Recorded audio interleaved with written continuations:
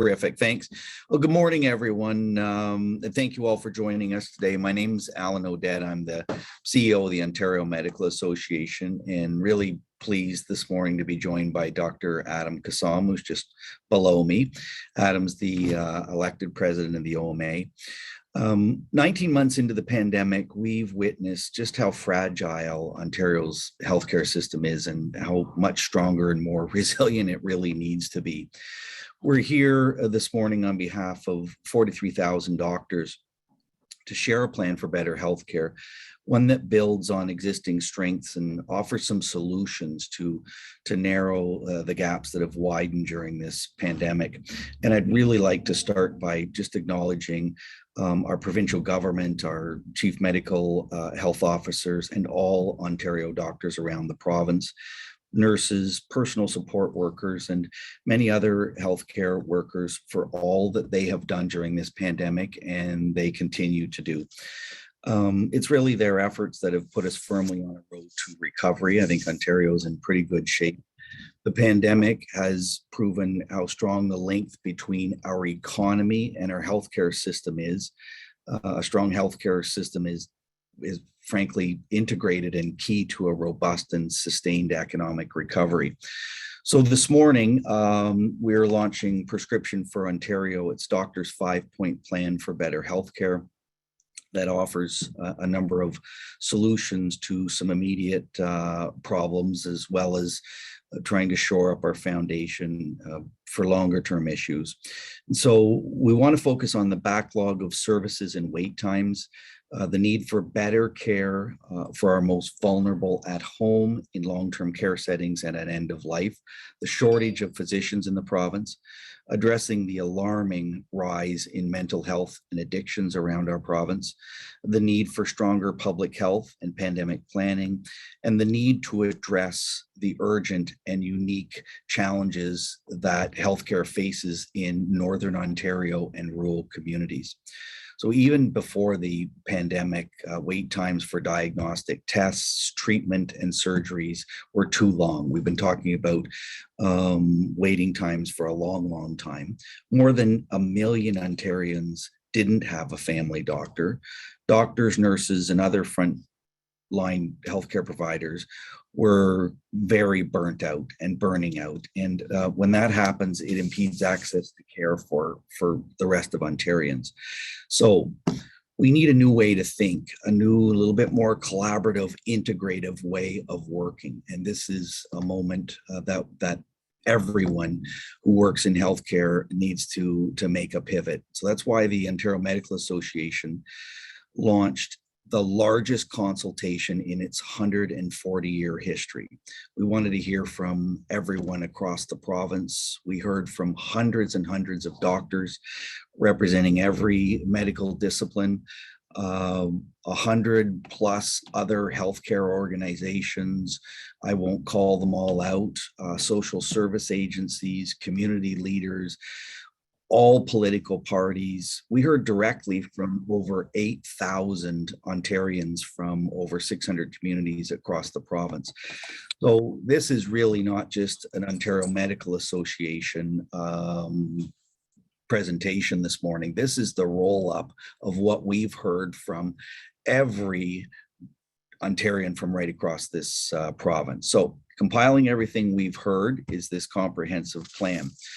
So Ontarians deserve better, and we all need to do better. And that's why we're here promoting this morning, and we will be now through until next year. One of the things we want to highlight is the importance of social determinants of health, housing, education, access to food, and basic income. I'm going to close my remarks by saying we're calling on all levels of government to contribute here. Leaders in communities and businesses right across the province. And we're calling today on the federal government to increase Canada Healthcare transfer to 35%. We need support from all levels of government to better enable healthcare in the province. I recognize this morning that Minister Phillips has made an announcement around long-term care, and I think that's a good start as we think about recovery from our pandemic. With that, I'd like to pass it over to Dr. Kassam. Yeah, thanks, Alan, and good morning, everyone. Ontario's doctors are concerned because patients really aren't able to get the care that they need when they need it. And we know that this has gone on for far too long. So as Alan was describing, the Ontario Medical Association is pleased, excited, and proud to announce a prescription for Ontario Doctors' 5-point plan for better healthcare, which provides 75 recommendations to strengthen the system and improve patient care province-wide under 5 key priority areas. The first is reducing the backlog of services and wait times. The second is expanding mental health and addiction services in the community. The third is improving and expanding home care and other community-based care. The fourth is strengthening public health and pandemic preparedness. And fifth is giving every patient a team of healthcare providers and linking them digitally. An additional 12 recommendations speak to the unique healthcare challenges in Northern Ontario. And we were actually just up in Sudbury yesterday announcing our Northern prescription for healthcare in Ontario. And I'd like to take a moment to quickly review some of those major planks. So reducing wait times in the backlog of services is the first key priority for our organization and for doctors across the province. The pandemic has created a backlog of almost 20 million medical services. That's preventative care, cancer screening, surgeries and procedures, routine immunizations, and diagnostic tests. Doctors are already seeing patients who are sicker than they should be because of serious conditions undetected or untreated during the pandemic. We can't resolve the backlog without addressing the long-standing problems of wait times in hallway medicine and the unequal supply and distribution of doctors. Sick patients don't have time to wait. That's why we're announcing this today. Ontarians agree. And as Alan was saying, over 8,000 Ontarians from 600 communities across the province have responded to our surveys. And other than the pandemic, wait times was the most frequently selected as the top healthcare priority by 29% of people who responded to the survey. Our next theme is expanding mental health and addiction services in the community. The pandemic is causing a tsunami of mental health and addictions issues. Modeling from past disasters suggests Canada will see a 2-fold increase in visits to mental health professionals and possibly a 20% increase in prescriptions for antidepressants. We need greater accessibility to affordable and publicly funded mental health care and addiction services so that everyone can get the treatment that they need. Doctors, nurses, and other frontline healthcare professionals were experiencing high levels of burnout before the COVID-19 pandemic. Burnout is primarily caused by system issues. So these need to be fixed to keep healthcare professionals healthy and caring for others. We also focus on how to improve and expand home care and other community care, including long-term care, palliative and hospice care, as well as the treatment of chronic disease. In 2019 and 2020, 1.3 million hospital bed days were used by patients who were stable enough to leave, but they weren't well enough for long-term care or hospice or rehabilitation beds for them to transfer to. There was also this concept of not having enough home care services for them to go home safely. And that creates a bottleneck that increases surgical wait times and leads to hallway medicine. It costs a whole heck of a lot less to provide services outside of a hospital, so hundreds of millions of dollars could actually be saved every single year. Our fourth theme focuses on the need to strengthen public health and the pandemic preparedness for the future. In addition to combating pandemics and other public health emergencies, a strong public health system preserves health and prevents illness every single day. And we need to prepare for the next pandemic now, including a provincial pandemic plan. Our fifth and final theme is giving every patient a team of healthcare providers and linking them digitally. These recommendations provide all patients to continue to benefit from virtual care. It allows doctors, pharmacists, hospitals, and labs to quickly share patient records and avoid duplication of effort. Medical record systems that don't talk to each other. So a staggering 88% of physicians must still use fax technology to communicate with other healthcare providers. If every doctor could just shift 1 hour a day from administration to direct patient care, 1 million more patients a month could be seen a month. Our 12 recommendations for the North recognize the urgent need to address the regional doctor and specialist shortages. We also know that general access to care in the opioid crisis and other mental health and addiction challenges are continuing to be a problem. Ontario's doctors believe that our plan would make our healthcare system one of the best in the world and ultimately future-proof it for when or not if the next health crisis comes. So with that, we're going to now open up our Q&A session. Ashley Molnar from the OMA will be moderating this portion of today's event. And if we don't get to your questions due to time, the media team will follow up with you. And you can also email media@oma.org with any additional questions or concerns or requests. So with that, Ashley, I'll hand it over to you. Thank you very much, Dr. Kassam. I'd like to remind media to please enter your questions into the Q&A box. And as Dr. Kassam mentioned, if we don't get to your question due to timing, the media team will be happy to follow up with you. So with that, our first question is for Alan Odette. Alan, why are you releasing this plan now?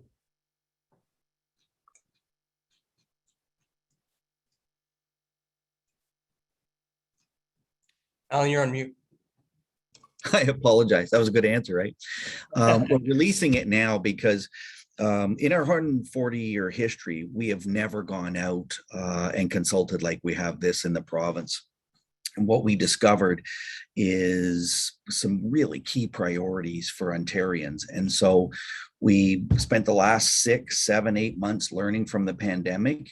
We rolled that all up. It's ready to go. And we want to invite all the political parties in the province to adopt these recommendations. So while we're launching this today, we're going to advocate for this between now and next June to ensure these priorities that have been raised by Ontarians and healthcare providers are adopted. Thank you, Alan. Our next question is from Holly Mackenzie Sutter with the Canadian Press. For Dr. Kassam, can you be more specific about the tsunami of mental health challenges? What kind of conditions are presenting and what trends do you expect to see coming out of this pandemic? Absolutely. So first of all, we know that the mental health and addictions crisis that gripped our province has been substantially exacerbated by COVID-19. 2020 was the worst year on record for deaths by opioid overdose in this province's history. We're also seeing a significant rise in depression, anxiety, and even other mental health challenges like schizophrenia in our communities. We know that this is related to a number of different factors, but we're also seeing a rise in prescription of antidepressants and antipsychotic medications in our communities. And so this is a tsunami that has not only been growing day by day, but has been exacerbated by the pandemic. And we also know, for example, that this is regionally based. So we were up in Sudbury yesterday. We were meeting with the Northern School of Medicine. We were meeting with families who had lost loved ones as a result of the opioid crisis. In the north, we know that there are 100 family doctors and 130 specialists that are needed immediately right now. That includes 40 psychiatrists. And so this concept of access to mental health services is one that is a key priority for our communities, our patients, but also for doctors across the province. Thank you, Dr. Kassam. The next question is from Alan Hale with Queen's Park Today for Alan Odette.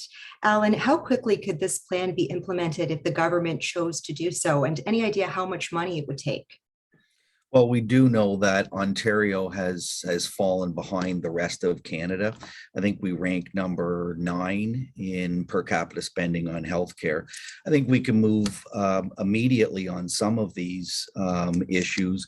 As Dr. Kassam described, we were in Sudbury yesterday and thinking of them about some of the social determinants of health, housing, the opioid crisis, having all levels of government focus on better access to broadband, these types of things. We can move on a number of these initiatives immediately.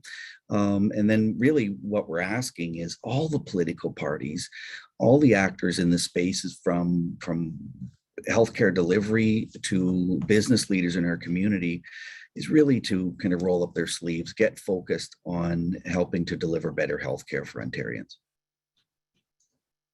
Thank you, Alan. This next question is also for you from Holly Mackenzie with CP.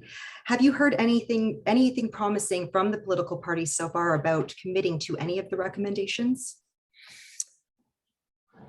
No, we haven't directly, other than this morning, Dr. Kassam and I had met with some leaders from the opposition parties, and we'll certainly be having some discussions later today with members of the government. These are not all ideas from doctors. The recommendations that we're putting forward today have actually been rolled up by Ontarians, medical doctors, other allied healthcare professionals. It's going to be pretty hard to discount these key priorities and the way that they've frankly been prioritized by hundreds and hundreds of people whom we've consulted with. Thank you, Alan. The next question is for Dr. Kassam. Dr. Kassam, what does your plan say about climate change? It's not part of the healthcare system per se. Why did this have such prominence? Well, we know that, first of all, doctors are trained to evaluate science, and science proves and has proven quite, quite robustly that human-made climate change is a reality. And so I think doctors appreciate that a healthy population requires a healthy planet, and Ontario's doctors, the OMA, is calling for positive action to be taken immediately on climate change to mitigate its severe consequences on human health and well-being. Thank you, Dr. Kassam. The next question is also for you. There doesn't appear to be anything new in here. How does this report differ from all those already gathering dust?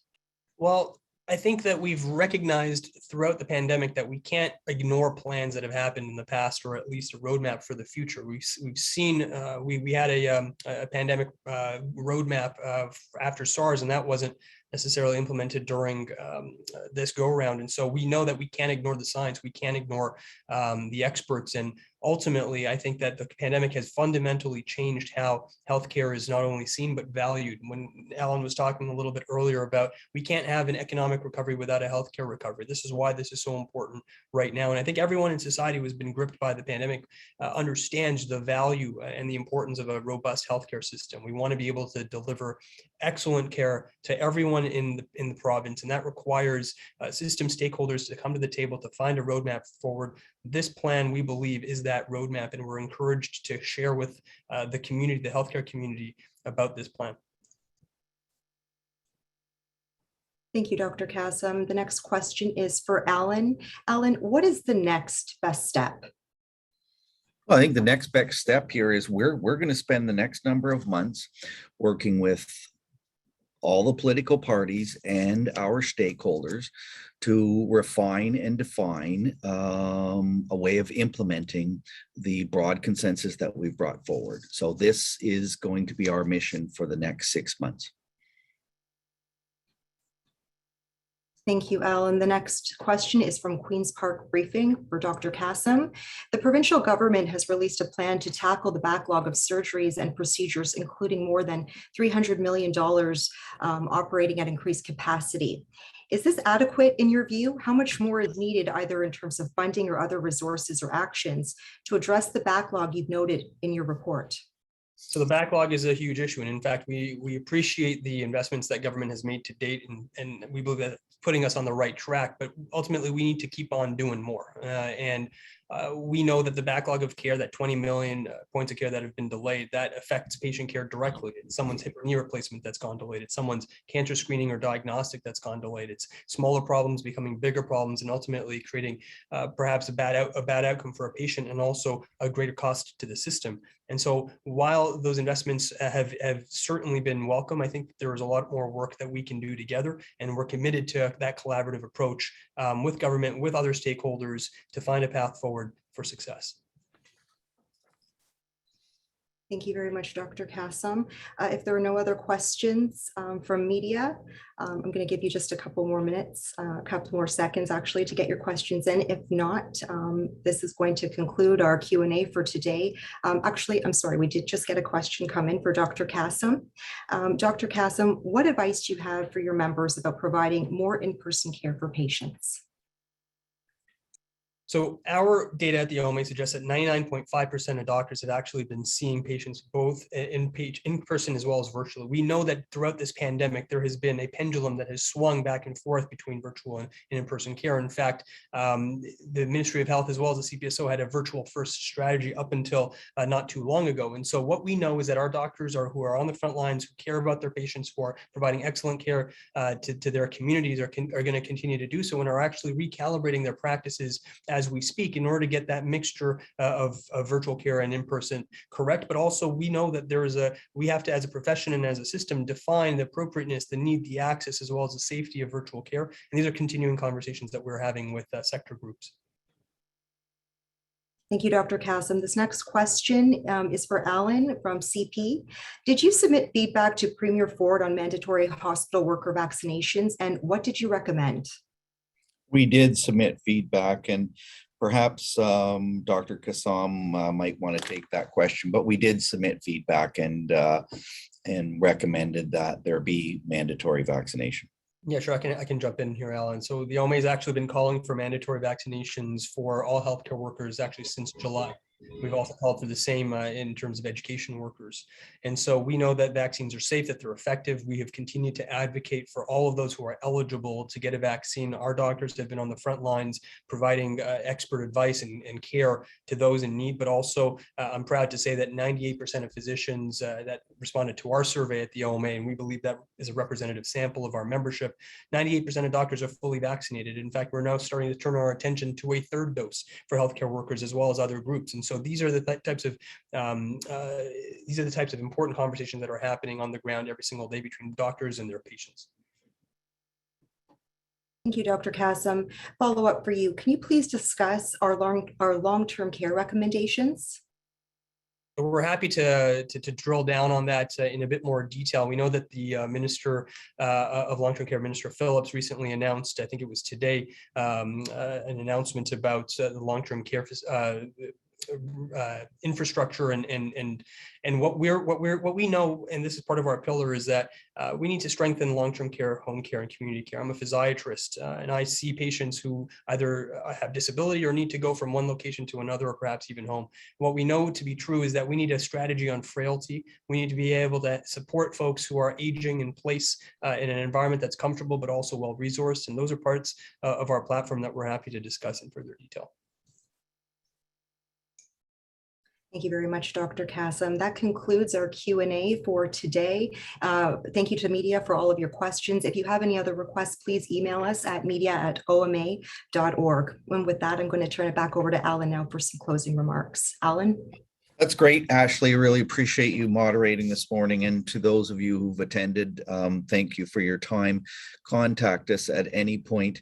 We really believe that this is a moment in time for politicians, physicians, other allied health professions to come together and figure out a roadmap to better serve Ontarians. It's our families, our mothers, our fathers, our neighbors, and community members, and we can do better.